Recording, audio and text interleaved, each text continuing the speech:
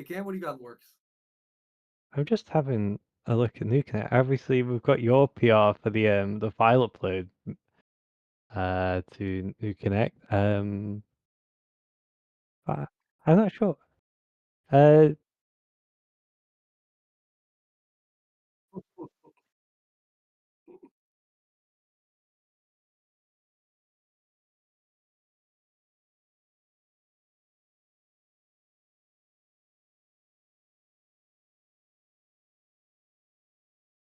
I don't know what.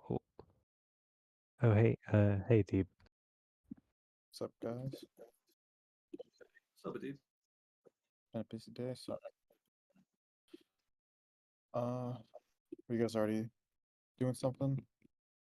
We're not in the middle of anything. Cool.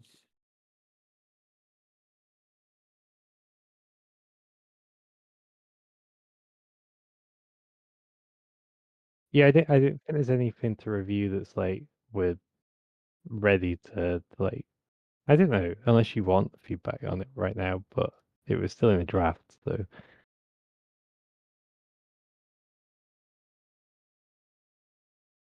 It's looking good though. I was poking around with it today. I have one major complaint, and with the panes, the scroll bars show on Linux, on Chrome. Yeah, I noticed that they're a bit weird at the moment on Firefox too.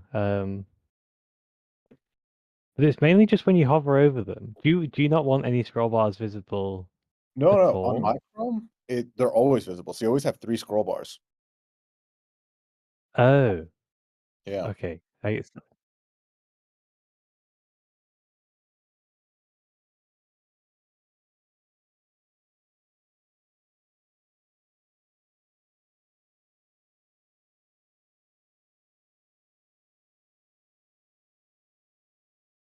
Um, yeah, New Connect's looking great.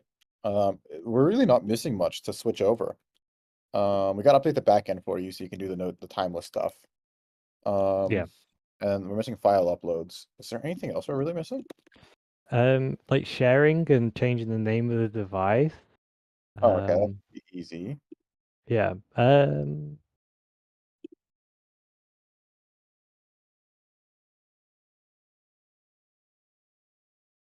Oh yeah, that's in progress too. Yeah.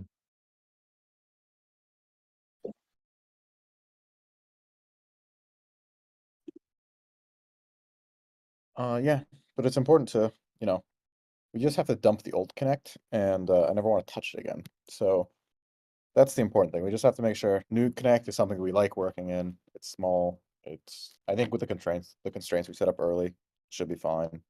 It feels good. The videos load fast. You can just feel it's better. Um, Yeah. the old Connect, you just saw the complexity and like when the video was fucking buffering and so the new one's a lot better. Um, yeah, I think we can, even though it's like not our complete focus right now, we still have to finish up the flasher now that uh Maxime finished up the manifest. Yeah. So now there's like a manifest. We use the same one in our production process now, so that the web flasher can use the same thing. The API will serve that. The updater API. For now, it's checked into OpenPilot, and it's a bit of a chicken and egg because it has a dashcam cache in it, and then, so it, you know, we're gonna deal with that circular dependency for now, and then it'll be served by the API soon. Um, but yeah, the flasher should be able to be complete now. Unfortunately, it's not gonna be as fast and as simple as it would have been with Squash FS, but it is what it is. I think Maxime said it takes 2 minutes on USB 3 now, with reading back stuff to check the hashes. But I think there was still something he could cut down there. He's looking into speeding it up a bit more, but 2 minutes is still a lot better than what it used to be. We just have to make sure we can hit that on the web too, with the XC decompression. We have to make sure XC isn't a major pain in the ass. Yeah, so Otherwise, I saw that there is browser APIs for gzip now, where you don't need JS, like an external JS package for or decompressing gzip. But I don't remember if we tried gzip in the past for the images. no. But I mean, I'm open to changing the compression on the images. The problem is we either need to do both Or we need to also make sure the OpenPath updater handles it and still do both for a little bit and migrate it. So that's the concern. Okay. If we Right. do change it, I would propose the STD. GSTD is just, it's much easier to make the right trade-offs, and it's just generally better. Okay. But it's worth trying gzip too. But if XZ just, if we can get it working and it's fine, then I would just recommend leaving it. Yeah. SquashFS was just so nice because you can just write it straight out. You didn't need to, there's no sparse, there was no compression. Nice. Did you see? Is he called Andy? His message about like enabling swap would fix this. No, but the problem is you don't want this failure mode to exist at all. Like there is an actual kernel bug, and then it just hangs. Like it might avoid the problem, but the fact that this failure mode exists at all with this file system, I just we like that's not an acceptable failure mode ever. Okay. You see what I'm saying about that? I didn't understand yet if was it to do with the fact that the file system is SquashFS, there's like no free space that it can use for like swap. Is that why it crashes? Yeah, so whenever you get an like whenever you're out of memory, there's just a bug, and then SquashFS never recovers from this. So I mean, Okay. you can avoid the while it's building, and then it's like, okay, next time you have some issue and it just freezes, you're like, oh, okay, then we'll just do this other thing to mitigate it. It's a mitigation, it's nothing more. Okay. Also, you don't want to enable swap. It just opens up a whole new can of worms. I don't know. I tried with the SquashFS, and I tried BTRFS. It's just doesn't seem like it's going to happen. Unfortunately, it was so nice. Too bad. When if we ever mainline the Comma 3 kernel, then we can reinvestigate it. I'm sure it's much more mature. Our kernel is, 5, 6, 7 years old. Yeah. So that would be a time to revisit it. But for now, I think we just have to deal with it. And the thing we can't change is the compression. But yeah, Maxime did get matching the fast boot speed with sparsifying it and handling sparse images, and then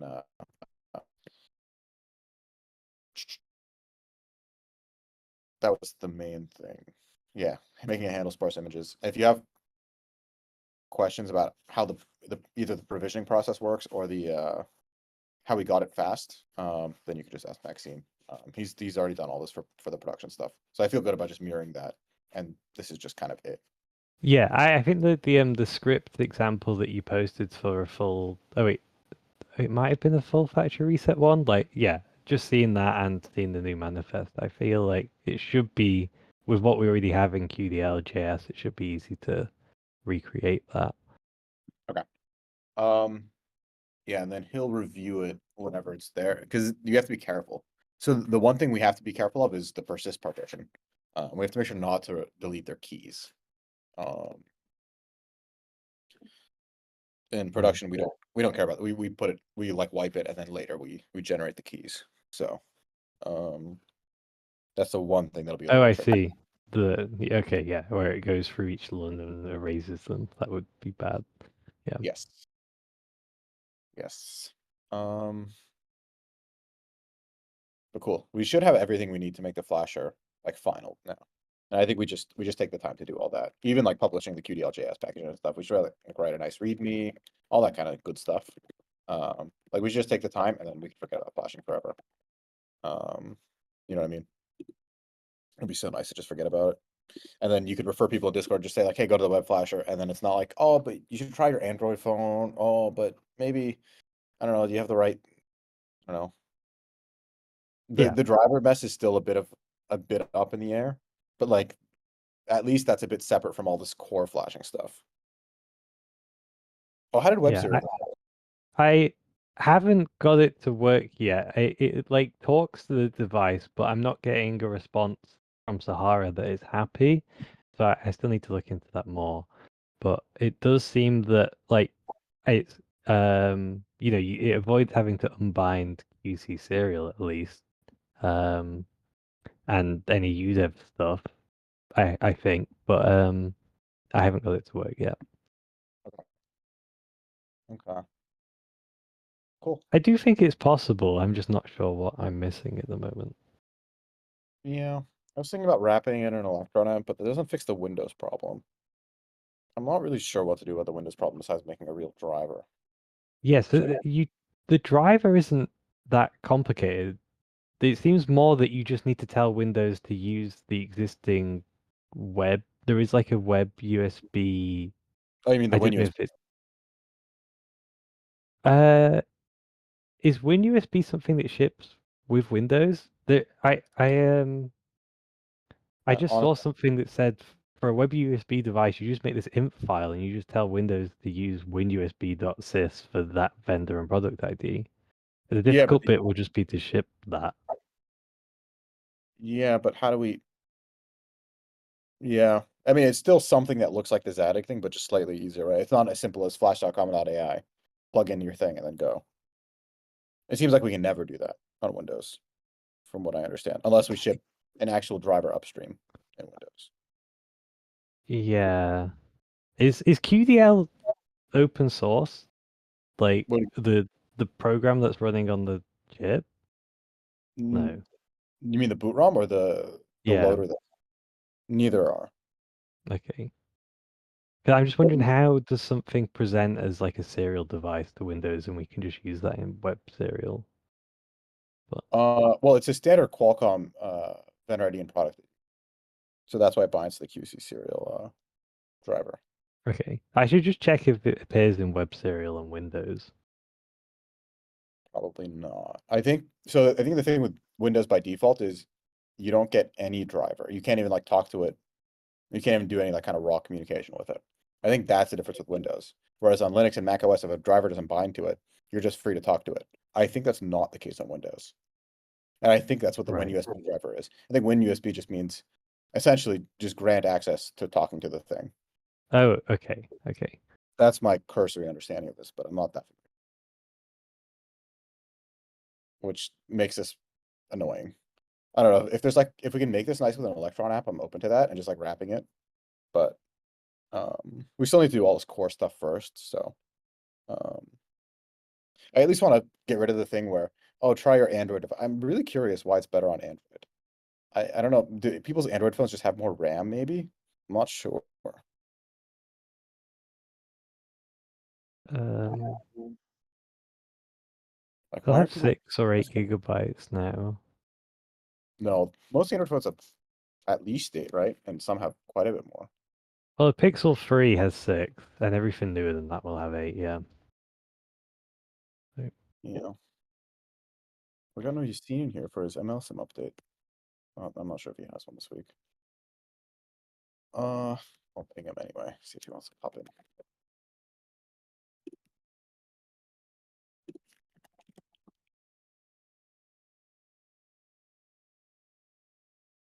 Cool. Well, that's the web section. Yeah, New Connect looks great. I've actually started using it on PC now. I really like the layout thing. here it's nice. Yeah, I'm glad that I got it working and it's like smooth as well on mobile and I was testing it with an iPhone and stuff, so yeah, I'm happy with it. yeah, it's quite good. Nice job. Oh, I don't think we're gonna be able to get the engage times in the route table. You really want engage time and engage distance, and then Yeah. it's just like it's a lot of stuff for the route table. So the new route table is actually quite slim, and I want to keep it that way. I propose. So there's one thing that's kind of missing from the current design for the middle part, which is like, I think we should put the locations back if they're there. And then it would be nice if there was something that communicated like scale to you, in terms of either distance or time. And it's like right now visually, a route that is like, let's say you just turn your car on and off, that looks exactly the same as a route where you drove for 3 hours. And the 3 hour one Right. should, I think, pop out a bit more. Like there should be some distinction there. I'm not quite sure what that looks like. But I think that could be the thing that like, yeah, I don't know.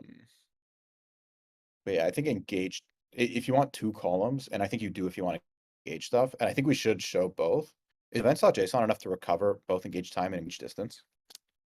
Well, with coords JSON, you get the distance information over time. Okay. Okay. Um, Yeah, I think what we can do is if we need to add anything, we can add stuff to the pipeline outputs to support both engage time and engage distance in the specific route view. But I Oh, I think think in we the could actually do that right now with the current outputs. It's just that you'd have at the moment we're still like downloading the events JSON for like that percentage and yeah. And then we download the cause JSON when you view the route to see the map. So adding it to the route table was just like to avoid having to do that on the client on the browser, but we can do that still if we need to. Okay. Cool. Oh, and then I made an issue for I was just thinking about we have a designer here who's working on some OpenPilot UI stuff. He's one of me that like training guide that's gonna go to the web. Oh yeah. Just thinking about like more just thinking about like the user experience surface area and stuff. We've always wanted to communicate more car specific stuff in the UI, like minimum engage speed, minimum steer speed. So one of the things he's working on is like actuator saturation communication, like how close are you to your torque limit, stuff like that. Um, and then we were thinking about, how do we communicate minimum engage speed and stuff in the UI? But I think one place we can do better about this is in Connect. And like that stuff we show in comma.ai/vehicles of like minimum engage speed and stuff, we can actually communicate the full nuance of that in Connect per route or just per device, and just have little drop downs like, okay, we see your car is this. You've already fingerprinted at that point. We've always wanted to put this in the training guide, but we couldn't because you hadn't fingerprinted at that point. So I think this is a post 1.0 thing, but I think it's we should think of Connect more as augmenting the on-device experience. And I think we should do a little more to augment that experience. Like we show all your settings. We should. I want to show I want to communicate the minimum engage speed and stuff, and it can communicate the nuance of all the car specific details. Way better than like some icon in the on-road UI. That was just something I was thinking about. I don't know. Anything else on the website? I think you covered everything. Okay, cool. Yassine says he won't make it today, but he'll post a message. Cool. What else we got today? Are we actually gonna get some PR review today? Guess we will. Is there anything else anybody wanted to go over? I think there's some hackathon stuff. I can pull up the hackathon issue.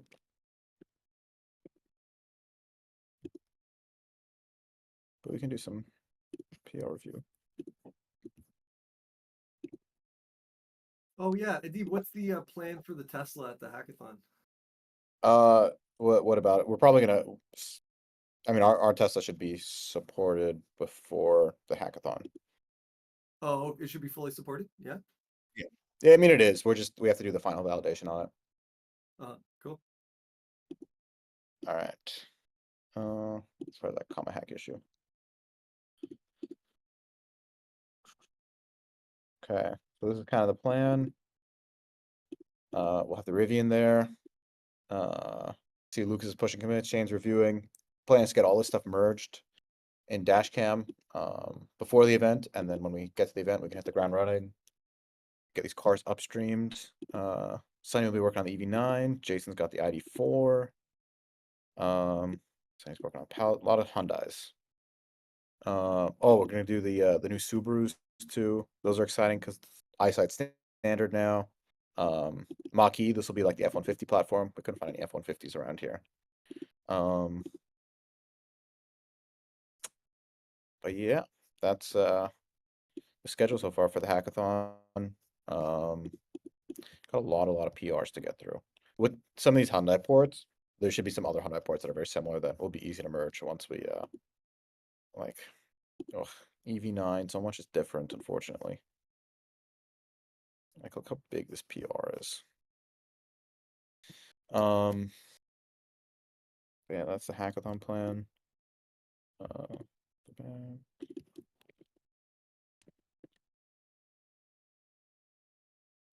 Check out some OpenPilot PRs. see. We don't have too many to get through. Maxime's working on Rayleigh Python bindings. Let's see. Easy one? Oh, I already reviewed this one. It's all Dean Lee. Okay. Well, we really didn't have much for today. All Dean Lee stuff.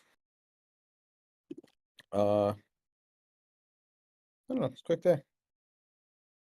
Hackathon's big thing this month. Not a big ML sim update, like no pictures to show you guys. But rest assured, still working on it. Sunny Pilot's in, the data's flowing in. Tons more data.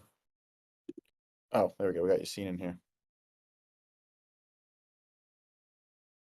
Oh, I guess there was a minor update on the MLSim front. So Yusin's working on shipping the fully MLSim, very pure models, and then Harold and Weisheng are working on shipping kind of intermediate TinySim model, like a combo TinySim MLSim model to release, and that should just validate.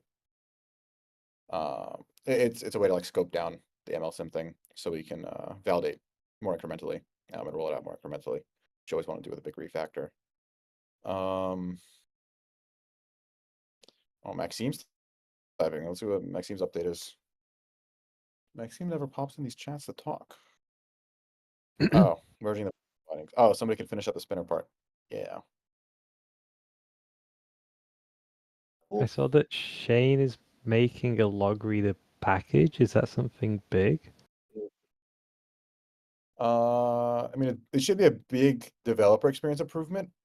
So that's such that we can move test models, all the car unit tests into OpenDBC and use the OpenPilot logs. So the goal of that package is pip install OpenPilot logs or whatever we call the package, and then you can just use log reader and frame reader directly.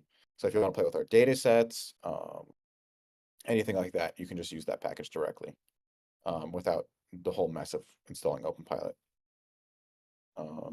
Really want to improve this like developer experience stuff. Yeah. So Shane's, yeah, working up into that.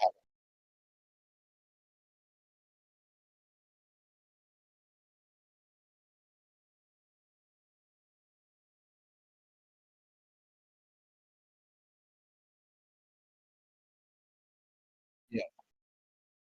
Yeah. Yeah, exactly. I mean, so MLSim is kind of at the point where when we first merged it and you drove on your commute, that's like, let's say 15 minutes, which mine is, you could feel it. It was sloppy. It was like, it drove. And then it got to a point where like, okay, your commute felt like a little different. It was still off. And then now it's at a point where it's basically indistinguishable on a commute. You can feel some of its strengths. But for example, like I drove up to SF on the latest stuff, and you notice it on a drive like that where it cuts turns, and then you're just like, this is significantly more uncomfortable than OpenPilot release, and that's so you can feel the improvement. It's getting there. Yeah, I think one of the biggest things that I felt was on turns, like intersection turns, rather than just doing like a turn to the right, it does like a little bit, like little turn to the left and then goes to the right, to give itself like a bit more room, which I thought was pretty interesting. And it's not like it would do it in like a very weird way. It just made the turn like smoother. That's something I'd never experienced before until MLSim, which was actually pretty cool to experience. Yeah, I mean the thing that so some of the things that I really notice are in intersections. It just seems to understand them a whole lot more. If you guys remember, I don't know who was around for like the transition from laneful to laneless. That was like a big deal for intersections, and it just like kind of did them competently. Now it just like really knows what's going on. It's also really good at like if you want to point it towards like parked cars, it'll like totally navigate away.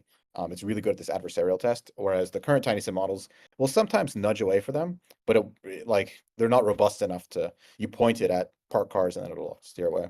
So you see some really promising stuff. And once we fix these bugs, the real beauty of the stack should really shine through. We're really set up for kind of a new golden era of models.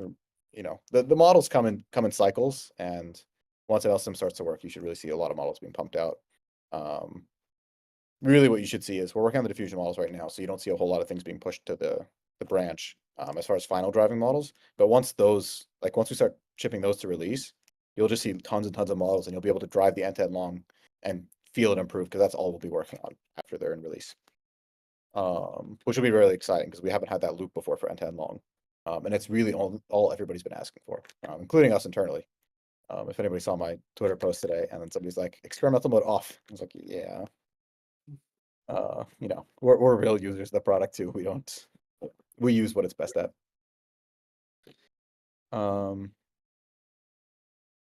Cool, quick one today. Anything else from everybody, or we're good to call it today? Good. Cool. All right, Alright. see you guys next week. See ya. Good team.